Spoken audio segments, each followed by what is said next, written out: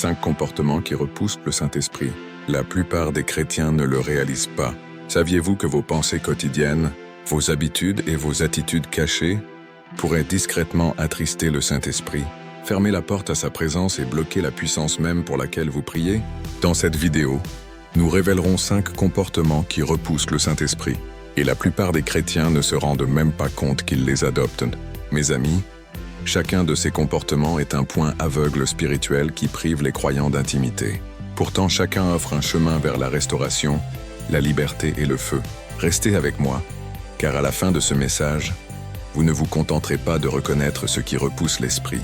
Vous serez équipés pour protéger sa présence, marcher dans sa puissance et vivre dans la plénitude de sa gloire. Commençons. Comportement numéro 1. L'orgueil. Bien-aimés, écoutez-moi clairement. L'orgueil n'est pas une attitude inoffensive. C'est un assassin silencieux de l'âme. La parole de Dieu nous avertit dans Proverbe 16, verset 18. L'orgueil précède la destruction, et l'arrogance précède la chute. L'orgueil fut le premier péché au ciel avant même qu'il n'y ait de péché sur terre. Ésaïe 14, versets 12 à 15, dresse le tragique portrait de Lucifer, le chérubin oint qui osa dire dans son cœur « Je monterai au ciel, j'élèverai mon trône au-dessus des étoiles de Dieu. » Il n'est pas tombé à cause de l'immoralité, du vol ou de la violence, mais à cause de l'orgueil. L'orgueil dit « Je n'ai pas besoin de Dieu, je peux le faire seul. » Il résiste à la direction de l'esprit, aveugle les yeux, endurcit le cœur et construit des murs là où l'esprit souhaite établir des ponts. Jacques 4, verset 6 nous dit « Dieu résiste aux orgueilleux, mais il fait grâce aux humbles. » Imaginez ceci. La grâce est comme un puissant fleuve qui coule, et l'humilité est le canal ouvert qui laisse l'eau affluer. Mais l'orgueil est le barrage qui bloque ce flux. L'orgueil ne gêne pas seulement l'esprit, il le repousse car l'esprit ne rivalise pas avec l'autoglorification. Pensez à Nabuchodonosor dans Daniel 4. Il se tenait sur le toit de Babylone et déclara « N'est-ce pas là cette grande Babylone que j'ai bâtie par la puissance de ma force et pour l'honneur de ma majesté ?» Ces paroles étaient empreintes d'arrogance et instantanément, le royaume lui fut retiré. Pendant 7 ans, il mangea de l'herbe comme un bœuf, jusqu'à ce qu'il lève les yeux vers le ciel et reconnaisse Dieu. Ce n'est qu'alors que la restauration vint. L'orgueil transforme les rois en bêtes, mais l'humilité ramène les bêtes à leur royauté. Dans notre vie moderne, l'orgueil se manifeste lorsque nous disons « J'ai construit cette entreprise tout seul. Je n'ai besoin des conseils de personne. » ou « Je suis trop spirituel pour me repentir. » Nous commençons à nous attribuer le mérite de ce que seul Dieu pouvait accomplir. Mais rappelez-vous ceci, une touche de Dieu peut accomplir plus qu'une vie entière de vos efforts. L'orgueil ferme la porte à la sagesse divine et repousse l'esprit aux marges. Mais l'humilité ouvre grand la porte, laissant entrer la grâce, la clarté et la direction. L'orgueil, c'est comme conduire les yeux fermés parce que vous pensez connaître la route assez bien. Au début, vous pourriez vous débrouiller quelques secondes, mais la destruction finit par arriver. Le Saint-Esprit est le GPS de notre âme, la voix douce qui recalcule nos pas, mais l'orgueil met ses instructions en sourdine. L'homme humble dit « Seigneur, je ne sais pas tout, guide-moi ». Et l'Esprit se réjouit de guider un tel cœur. Je vous mets au défi aujourd'hui. Examinez les recoins de votre vie. Où avez-vous exalté votre ego au-dessus de la soumission? Où l'arrogance a-t-elle remplacé la dépendance? Où avez-vous réduit l'esprit au silence en élevant votre propre sagesse? L'orgueil vous fera tomber, mais l'humilité vous élèvera plus haut que vous ne l'auriez jamais imaginé. L'humilité, ce n'est pas penser moins de soi-même, c'est penser moins à soi-même et plus à Dieu. Comportement numéro 2, l'amertume et le manque de pardon. Si l'orgueil construit des murs contre l'esprit, l'amertume construit des prisons qui l'enferment à l'extérieur. Éphésiens 4, 30 à 31 nous avertit « N'attristez pas le Saint-Esprit de Dieu, que toute amertume, toute colère, toute irritation, toute clameur et toute médisance soient bannies de vous. Avec toute méchanceté, notez la connexion. L'amertume attriste l'esprit. Pourquoi? Parce que l'esprit est l'esprit d'unité, de paix, de réconciliation. Là où il y a du manque de pardon, il ne peut y avoir de liberté. Là où l'amertume croît, l'esprit se retire. Jésus lui-même a dit dans Matthieu 6, verset 15, « Mais si vous ne pardonnez pas aux hommes leurs offenses, votre Père ne vous pardonnera pas non plus vos offenses. » Le pardon n'est pas une suggestion, c'est une exigence pour ceux qui prétendent marcher dans l'esprit. L'amertume, c'est comme boire du poison en espérant que l'autre personne meure. Vous pensez punir les autres, mais vous corrodez votre propre âme. Imaginez porter un sac à dos rempli de pierres partout où vous allez. Ressentiment, rancune, offense. Vous pouvez encore avancer, mais chaque pas est plus lent, plus lourd, plus épuisant. C'est ce que fait le manque de pardon. Il vous alourdit alors que l'esprit aspire à vous élever. Pensez à Joseph, trahi par ses frères, vendu en esclavage, faussement accusé et emprisonné. Il avait toutes les raisons d'être amer, mais quand le moment du pouvoir est arrivé, alors que ses frères se tenaient tremblants devant lui, Joseph a dit « Vous avez voulu me faire du mal, mais Dieu l'a voulu pour mon bien. » Genèse 50, verset 20. Il a libéré le pardon. Et grâce à cela, l'Esprit de Dieu est resté avec lui en toute saison. Dans nos vies, l'amertume se cache souvent derrière des justifications. Ils ne méritent pas mon pardon. Ils ne se sont jamais excusés. Ils m'ont trop blessé. Mais bien aimé, le pardon n'est pas pour eux, il est pour vous. Il s'agit de garder votre cœur comme un lieu d'habitation pour l'esprit et non comme une prison pour le ressentiment. Si vous ressassez encore cette conversation dans votre esprit, si vous revivez ce qu'ils ont fait, si vous sentez encore la colère monter à la mention de leur nom, alors l'amertume squatte votre cœur sans payer de loyer. Et l'esprit ne vivra pas là où l'amertume règne. Il est trop sain, trop pur, trop doux pour habiter un cœur rempli de venin. Lâchez prise, pas parce qu'il le mérite, mais parce que lui le mérite. Jésus, suspendu à la croix, saignant et suffocant, a prié « Père, pardonne-leur, car ils ne savent pas ce qu'ils font. » Luc 23, verset 34. S'il a pu pardonner à ce moment-là, comment nous, qui avons été tant pardonnés, pouvons-nous refuser de pardonner pour des offenses moindres? Pardonner, ce n'est pas dire que ce qu'ils ont fait était juste, c'est refuser de laisser ce qu'ils ont fait vous garder enchaîné. Le pardon brise les chaînes, ouvre les portes et invite l'esprit à inonder votre vie de paix. Garder l'amertume, c'est accueillir les ténèbres dans une maison que l'esprit désire remplir de lumière. Alors, je vous exhorte, ne contristez pas l'esprit avec le manque de pardon. Lâchez l'offense, non parce qu'elle n'a pas fait mal, mais parce que vous valorisez sa présence plus que votre douleur. Laissez l'esprit laver votre cœur pour qu'il puisse y habiter pleinement. Comportement numéro 3. L'immoralité sexuelle habituelle. Saints, écoutez-moi avec toute votre attention et toute sobriété. Il ne s'agit pas seulement de ce qui se passe dans les recoins secrets de la vie. Il s'agit du lieu même où Dieu réside. Paul tonne dans 1 Corinthiens 6, versets 19 à 20. Ne savez-vous pas que votre corps est le temple du Saint-Esprit qui est en vous, que vous avez reçu de Dieu, et que vous ne vous appartenez pas, car vous avez été rachetés à grand prix. Glorifiez donc Dieu dans votre corps et dans votre esprit, qui appartiennent à Dieu. Notez l'accent mis ici. Votre corps n'est pas juste de la chair et du sang. C'est un bien sacré acheté par le sang de Jésus. Et le Saint-Esprit a signé le bail. Lorsque nous nous livrons à une immoralité sexuelle habituelle, que ce soit la fornication, l'adultère, la pornographie, les indulgences lubriques ou les fantasmes secrets qui prennent racine, nous vandalisons le temple de Dieu. L'Esprit est saint, et il ne résidera pas dans un temple qui insiste pour être souillé. Galates 5, versets 19 à 21 le dit clairement, listant la fornication, l'impureté, la lascivité comme des œuvres de la chair, avertissant que ceux qui pratiquent de telles choses n'hériteront pas du royaume de Dieu. L'immoralité sexuelle habituelle n'est pas seulement une faiblesse, c'est un coin qui repousse le Saint-Esprit de plus en plus loin, laissant le croyant sec, vide et vulnérable. Comprenez ceci, le péché prospère dans le secret. Ce qui n'est pas confessé n'est jamais purifié. Et ce qui n'est jamais purifié devient un terrain fertile pour la culpabilité, la honte et la mort spirituelle. Samson est un exemple saisissant. Point dès le sein de sa mère, doté d'une force surhumaine mise à part comme naziréen. Pourtant, sa faiblesse pour Dalila l'a conduit à la compromission. Juge 16, verset 20, livre l'un des versets les plus glaçants de l'Écriture. Et il ne savait pas que l'Éternel s'était retiré de lui. Samson pensait pouvoir jouer avec le péché, tout en gardant la force de l'esprit. Mais il a découvert trop tard que la compromission avait repoussé l'esprit. C'est le danger de l'immoralité sexuelle habituelle. Vous pouvez devenir si empêtré que vous ne réalisez même pas que la présence de l'esprit s'est envolée. Il est possible de garder les rituels de la religion tout en manquant de la puissance de sa présence. L'immoralité sexuelle n'est pas seulement une action, c'est un état d'esprit, un aliment des désirs qui se renforcent à mesure qu'ils sont satisfaits. Imaginez-le comme un feu contenu dans l'âtre du mariage. Il donne chaleur, intimité et vie. Mais lorsque des étincelles s'échappent dans le tapis de la luxure et de la fornication, elles incendient la maison. L'Esprit de Dieu est sensible, saint, pur. Il ne mêlera pas sa gloire à un péché non repenti. C'est pourquoi Hébreux 12, verset 14 nous avertit « Recherchez la paix avec tous et la sanctification, sans laquelle personne ne verra le Seigneur. Sans sainteté, il n'y a pas de vision de Dieu, pas d'intimité avec son esprit.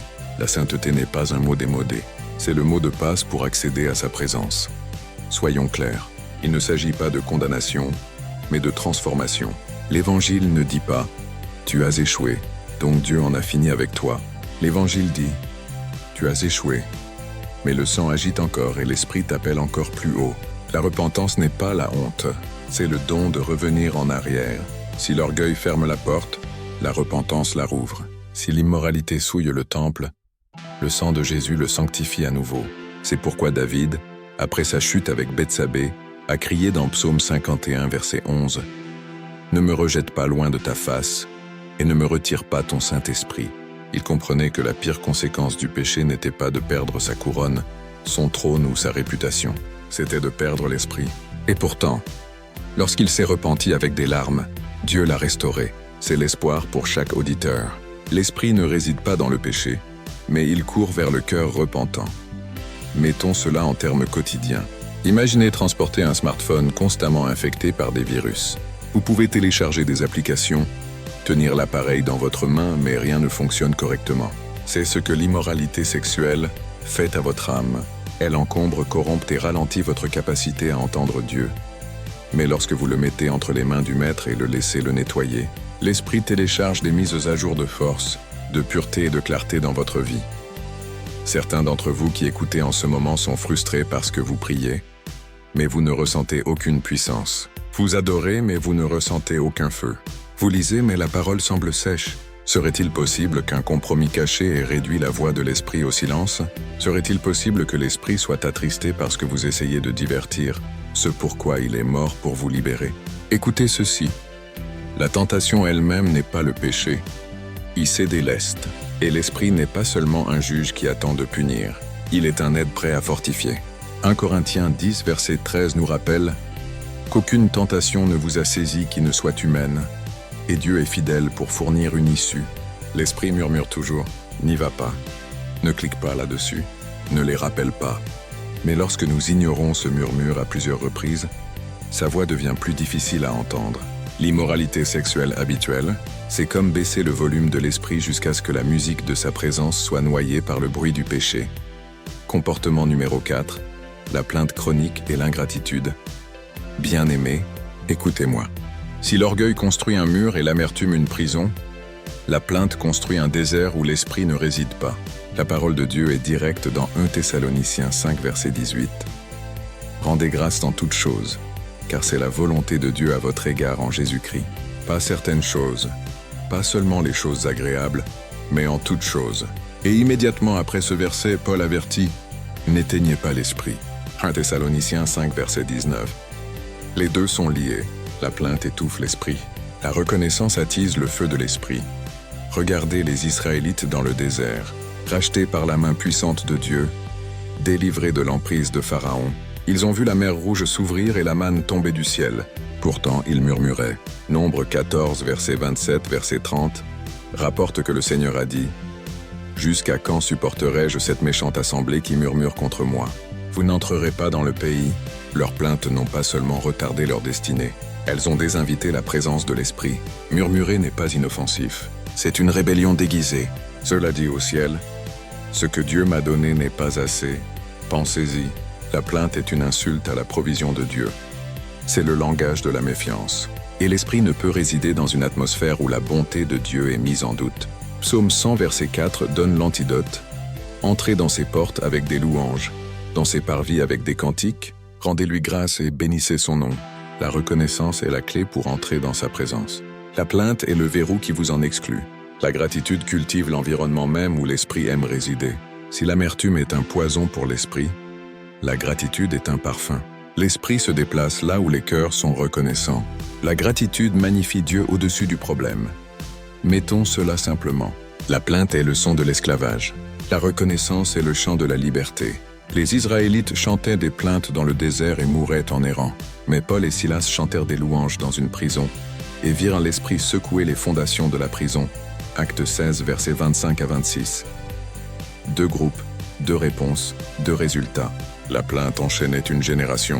La gratitude en libérait une autre. Lorsque vous murmurez, vous amplifiez le problème. Lorsque vous rendez grâce, vous magnifiez le pourvoyeur. À quelle voie pensez-vous que l'esprit se rapprochera? Appliquons cela à votre propre vie. Avez-vous remarqué comme il est épuisant d'être entouré de quelqu'un qui se plaint constamment? L'air devient lourd, l'espoir s'évapore et la joie se flétrit. La plainte vide l'atmosphère d'encouragement, et elle fait de même dans le domaine spirituel. Mais la gratitude change les atmosphères. Une personne reconnaissante peut entrer dans la même difficulté qu'un plaignard, et voir une opportunité là où l'autre ne voit que l'oppression. La gratitude n'est pas un déni, c'est un défi. Elle dit « Oui, je vois la tempête, mais je rends grâce à Dieu car il est dans la barque avec moi. » La gratitude est la foi mise en mots, et la foi plaît à l'esprit. En termes pratiques, pensez à votre vie comme à une maison. La plainte, c'est comme laisser la vaisselle sale et les ordures s'entasser. Cela repousse les invités. La gratitude, c'est comme allumer des bougies et préparer un repas chaud. Cela accueille l'invité d'honneur. L'esprit n'est pas attiré par la plainte, il est attiré par la reconnaissance. Lorsque vous remplacez les murmures par la louange, vous faites de votre cœur un sanctuaire digne de sa présence. La clé n'est pas d'attendre que tout soit parfait, mais de choisir de rendre grâce au milieu de l'épreuve. Job, après avoir tout perdu, a déclaré « L'Éternel a donné, l'Éternel a ôté. Que le nom de l'Éternel soit béni. » Job 5, verset 21. Sa gratitude dans le chagrin a gardé l'esprit proche, soyons clairs. La gratitude n'ignore pas la douleur. Elle choisit une perspective plus élevée. C'est le thermostat de l'âme. Si la plainte baisse la température du feu de l'esprit, la reconnaissance la fait monter. Paul, écrivant depuis une prison, pouvait encore dire « Réjouissez-vous toujours dans le Seigneur. » Je le répète, réjouissez-vous. Philippiens 4, verset 4. La gratitude n'est pas liée aux circonstances. Elle est liée à la perspective. La plainte se concentre sur ce qui vous manque. La gratitude se concentre sur ce que vous avez encore. La plainte dit « Dieu, tu m'as abandonné ». La gratitude dit « Dieu, tu es toujours avec moi ». Comportement numéro 5. La négligence de la dévotion et l'apathie spirituelle. L'une des manières les plus subtiles mais les plus mortelles de repousser le Saint-Esprit n'est pas par une rébellion bruyante, mais par une négligence silencieuse. Apocalypse 2, versets 4 à 5, résonne à travers les couloirs de l'éternité. « Mais j'ai contre toi que tu as abandonné ton premier amour. Souviens-toi donc d'où tu es tombé. Repens-toi et fais tes premières œuvres. » L'église d'Éphèse était occupée, organisée et prospère en apparence. Mais le Seigneur a exposé leur déclin intérieur. Ils avaient abandonné l'intimité. L'apathie est un poison lent, pas un coup soudain. L'esprit est étouffé non seulement par les péchés de commission, mais aussi par les péchés d'omission lorsque nous ignorons la prière, abandonnons la parole et réduisons l'adoration à une routine. 2 Timothée 1, verset 6 nous exhorte « Ravive le don de Dieu qui est en toi. Un feu laissé sans entretien finit par s'éteindre. Si vous ne remuez pas les braises de la dévotion quotidiennement, la flamme de la présence de l'esprit commence à faiblir. L'esprit n'est pas repoussé par une prière manquée, mais par un schéma de négligence qui transforme la passion en indifférence. Pensez-y ainsi. L'amour prospère dans la poursuite. Un mariage s'entend. Conversation ni attention devient froid, même si les vœux restent. De la même manière, l'esprit aspire à la communion, pas à une connaissance occasionnelle. La prière n'est pas un rituel, c'est le souffle. La parole n'est pas juste un livre, c'est la nourriture. L'adoration n'est pas un événement, c'est l'oxygène de l'âme. Négligez-les, et l'esprit est lentement étouffé dans votre vie. Considérez Marthe et Marie dans Luc 10. Marthe était distraite par beaucoup de services, mais Marie s'asseyait aux pieds de Jésus. Jésus a dit que Marie avait choisi la meilleure part. L'activité sans intimité frustrera toujours l'esprit. Il ne veut pas d'agitation sans proximité. Il veut le premier amour, pas le temps restant. L'apathie spirituelle commence souvent discrètement. Je suis trop fatigué pour prier ce soir. Je lirai la parole demain. Je n'ai pas envie d'adorer aujourd'hui. Bientôt demain devient des semaines, et des semaines deviennent des mois. Avant longtemps, le feu qui brûlait autrefois avec éclat se réduit à de la fumée. Et quand la crise arrive, vous trouvez la lampe vide d'huile. Matthieu 25 avertit des vierges folles qui ont négligé leur huile et ont été exclues du festin de noces. Elles n'ont pas commis de péché grave, elles ont simplement négligé la dévotion. Mais il y a de l'espoir. Le feu peut être ravivé. Les braises peuvent être remuées. L'Esprit répond à la fin. Jacques 4, verset 8 promet « Approchez-vous de Dieu, et il s'approchera de vous. » L'apathie spirituelle est vaincue non par la culpabilité, mais par la discipline. En choisissant chaque jour de se présenter devant Dieu, jusqu'à ce que le désir revienne. Les sentiments suivent la fidélité. Un instrument négligé se désaccorde, mais avec une pratique régulière, l'harmonie revient. L'esprit attend la constance, pas la perfection. Commencez de nouveau avec 10 minutes de prière, avec un psaume d'adoration, avec un murmure. Bonjour Saint-Esprit. Les petites étincelles, entretenues fidèlement, deviennent des feux ardents. Bien-aimé, David comprenait la gravité de perdre la communion avec l'Esprit. Après son péché, il a crié dans Psaume 51, verset 11.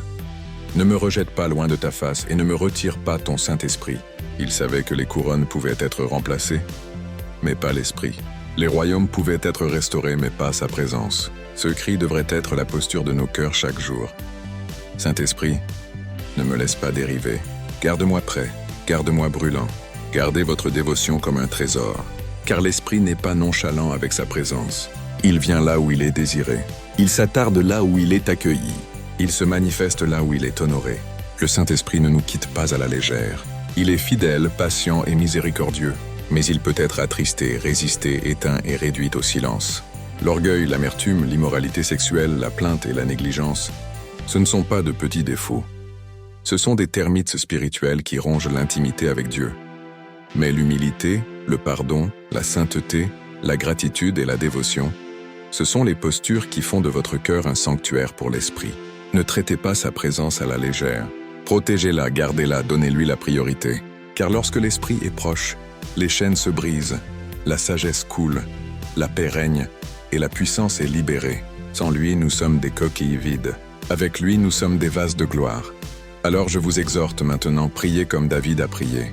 Levez votre cœur et dites « Seigneur, restaure en moi la joie de ton salut. Ravive mon feu, attise ma faim.